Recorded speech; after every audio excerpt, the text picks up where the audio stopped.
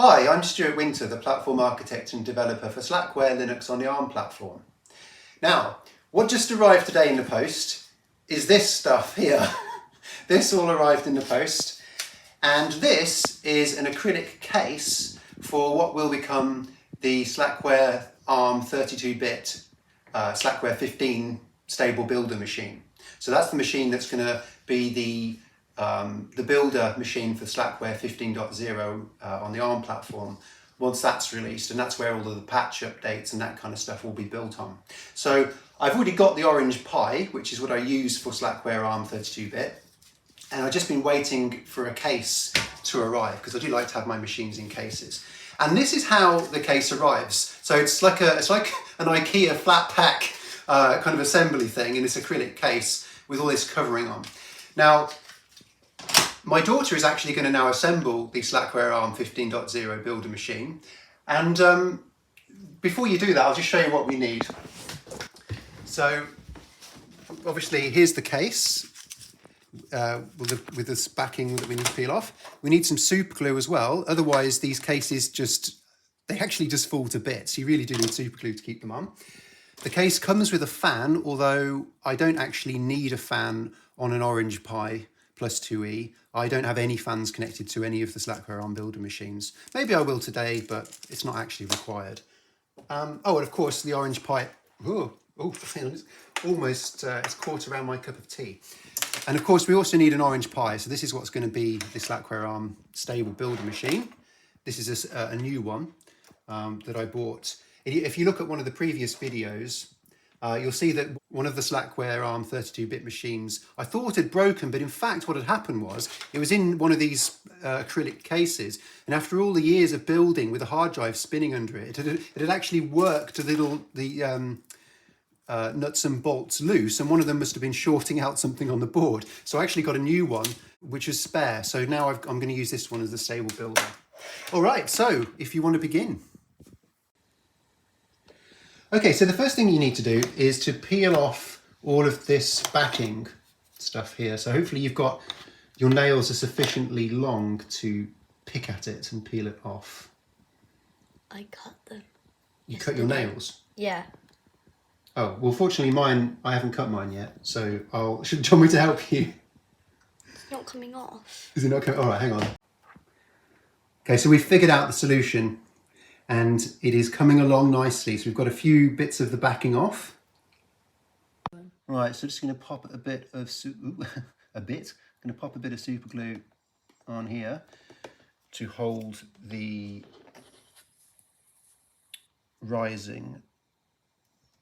little risers here. Okay, where's the other one gone? Oh, there it is. Yeah, otherwise these things are quite tricky to assemble because they literally just fall to bits in your hands. It's a bit of a mess there, never mind, doesn't matter. Right, as long as it's not on the table. Right, so that's going to do that, and then the board will sit on top of there, and then we can screw it in.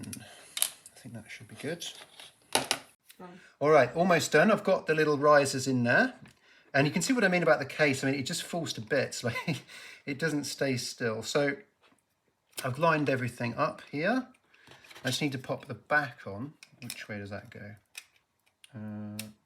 Yeah, that's right, I think. Yeah, so I can reach the reset buttons and the power button. I must say, when I got the Raspberry Pi, which is right here, actually, you can have a look at that.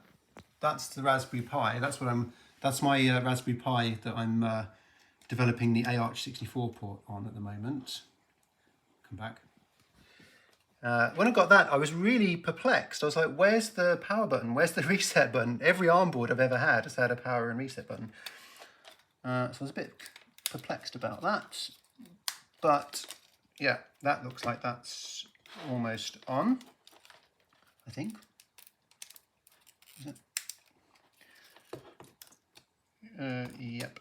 That's okay. Right, so then what we need to do is I'm just going to pop a bit of PVC tape around the edges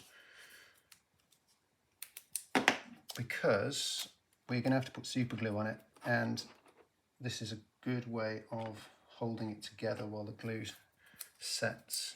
And of course, a nice thing about PVC tape is that it doesn't leave any residue when you peel it off. So let's just quickly do that. And then get my glue out again. Oh yeah, well, actually before I do that, one of the other things I always suggest people do, this cable is the UART to USB adapter, so this is where you get the serial console. So on the Orange Pi, it's really easy actually, it's really easy to identify. It doesn't use the GPIO pins, it actually has its separate it has separate pins here exclusively for that, so you just connect it in there. Right, so let's just pop a little bit of super glue on to keep this thing together whilst it builds Slackware ARM 15.0. That should pretty much do actually. It doesn't need a lot, it just needs to stay in place. Right, okay, and then, okay, so what I'm going to do now is insert the screws. Now, obviously, it makes it easier when you have a magnetized, when you have a lightly magnetized screwdriver, but obviously you have to be really careful where you point the screwdriver and make sure you don't touch anything on the board, as you will pretty much ruin the board. How is it magnetized? The screwdriver, oh, I just literally rub the screwdriver against a magnet. Oh, no, that's it, and it magnetizes the screwdriver. That's all you have to do. Hilarious. It's not funny, it's practical. You don't do that anyway. Do what? Bought it magnetized. No, I didn't buy it magnetized. I got it and rubbed it against one of the magnets in the house on the magnetic whiteboard. Really? Yeah, that's how you magnetize a screwdriver. You just go and rub anything against it, it will magnetize the screwdriver. The only thing is I don't. Yeah. Yeah. I didn't know that. Yeah, it's as simple as that. Right, so then simply pop those on the end. So just. I'm going to tighten those up like that. Okay, so that's done. So let's just remove the tape because the super glue should be dry by now. Right. Okay, so there's our Orange Pi Plus2E assembled in its nice case. I'm not going to put the fan on, certainly not in this video, probably never, to be honest. It's just not worth the effort because we really don't need a fan. This heatsink that I've already attached to the Orange Pi Plus2E is sufficient for an Orange Pi Plus2E, at least where mine are stored, which is probably about 16 degrees C. I don't need a fan, and these machines build Slackware all day, every day, with a simple heatsink like that. On the ARch64 machines, though, you definitely need a heatsink and preferably a fan as well, but this is sufficient for my environment. Okay, so that's that. I've already got the power plugged in, so that's my power. It should just go in here. Yeah, it does.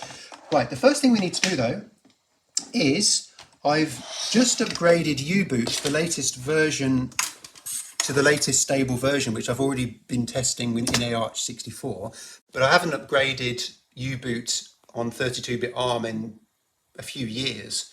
So I'm going to do that. I've already built it. So I just haven't tested it yet on the Orange Pi Plus2E. So the first thing we're going to do is copy the latest build of U-Boot onto the micro SD card. Okay, so the Orange Pi Plus2E is now fully assembled in its case. And what we're going to do now is copy the bootloader, the U-Boot bootloader, onto a micro SD card. So if you can just put the micro SD card into the USB adapter. Yep, that's it. And then plug it into the Raspberry Pi. There's a couple of USB ports there. Yeah, just be careful with that. Yeah, you can plug it in that one. It only goes in one way around. That's it. Okay, if you can just type type DMESG. So this is here, this is the Raspberry Pi, the virtual console. There, that's it. Okay, then type in tail, as in like of a dog.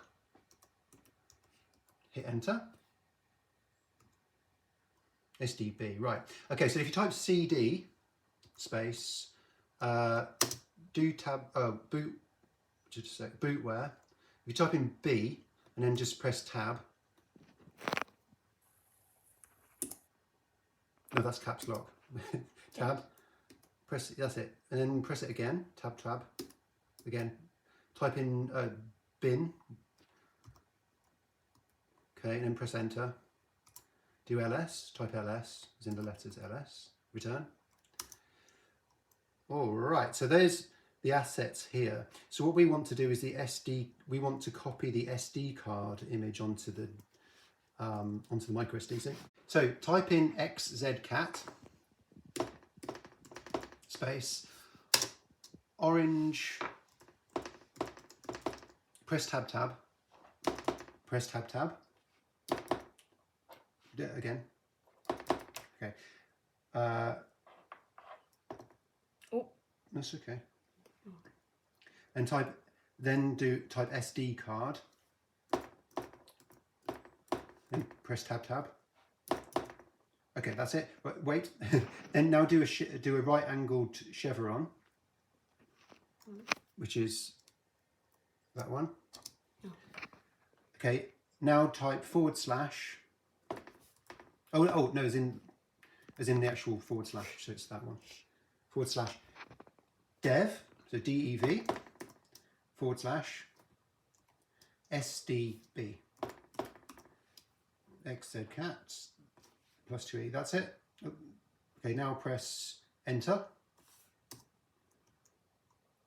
Okay, now type sync, SYNC, to synchronize. Press enter. Okay, and now you can disconnect the USB adapter from the Raspberry Pi. So if you just gently pull it out. Okay, so that's done. So now if you can insert the micro SD card into the Orange Pi Plus2E, there's a slot. That's it, yeah. It should make a satisfying click when you get it in. Just push it in. That's it. Okay, then if you connect the HDMI up, so you can use this HDMI cable there. This one? Yep. That's the network port. So that's the one. Yep, it's that particular shape. It only goes in one way round. That's it. Okay, and then what else do we need? We need network. So you can use this blue network cable there and plug that into the network port, the Ethernet port there. That goes in, that's it, the other way around, that's right. Okay, that's it. All right, so if you can plug in the USB to serial adapter into the Raspberry Pi, one of the ports, yeah, that'll do on the left. Okay, now if you type in, do Control and R, and type in DM, that's it, press enter. All right, so you can see it's connected to TTY USB 0, which is great. Right, what I need to do now is if you press the Alt and the right arrow key, I've got this in the right directory. Now, if you type in /sp, this runs a script that brings up screen on USB 0. It's one of my helpful scripts. Press enter. All right, what you need to do now is if you take the power, plug it into the power socket, and it should just bring up the board. I hope that U-boot actually works. If it doesn't, oh yeah, there we go. Okay, press enter. Just keep holding enter a few times. That'll do. Press it again. It should bring up the U-boot console in a. There we go. Perfect. Right. What I need you to do. Oh, here's one thing I want to show you actually. Now, for Slackware ARM 32-bit, it can be, although I don't document it, it's not configured to do so. You can also use the Slackware installer over HDMI, but in Slackware ARM 32-bit, it's not configured to do so. So if we look here, for example, you'll see that on the screen is exactly the same U-boot, and that's the HDMI output. So it's actually mirrored onto the serial console, which we can see here. I'm just going to tell you what to type in. So first of all, type DH, press enter. And that's going to request an IP over DHCP. All of this stuff is going to be slightly different to what's in the Slackware ARM instructions because I've got it a little bit easier on my local network. Now type in TFTP. Wait, what? So letters T, the letter F and the letter P. That means Trivial File Transfer Protocol. TFTP. Space 0x, as in the number 0, 52 million, so Slackware ARM, all one word. Oh no, wear as in like software, not as in like What's wearing. software? software. It's like the applications. Yeah, I know what it is, but like, what do you mean? Is there another word? How many words is Well, that? wear isn't like wearing some clothes. It's not Slackware as in like it's not a clothing thing. It's like a software thing. So WARE ARM You did it again. H3 dash plus 2E as in yeah. Okay, press enter. See how that goes. There's too many O's in the U. In the where? Hang on a minute. Let's try that. Press enter. Perfect. Okay, now type in source, as in SOURCE, source code, space 0x 52 million. Okay, press enter. Okay, here we go. So we've proven that U-boot is capable of booting on this device, and with any luck we will have the Slackware installer booting as well. Oh, there we go. The Slackware installer is already booted over the serial console. Okay. All right, so there we go. The Slackware ARM 15.0 stable builder machine has been assembled and is ready to install the OS once Slackware ARM 15 is released.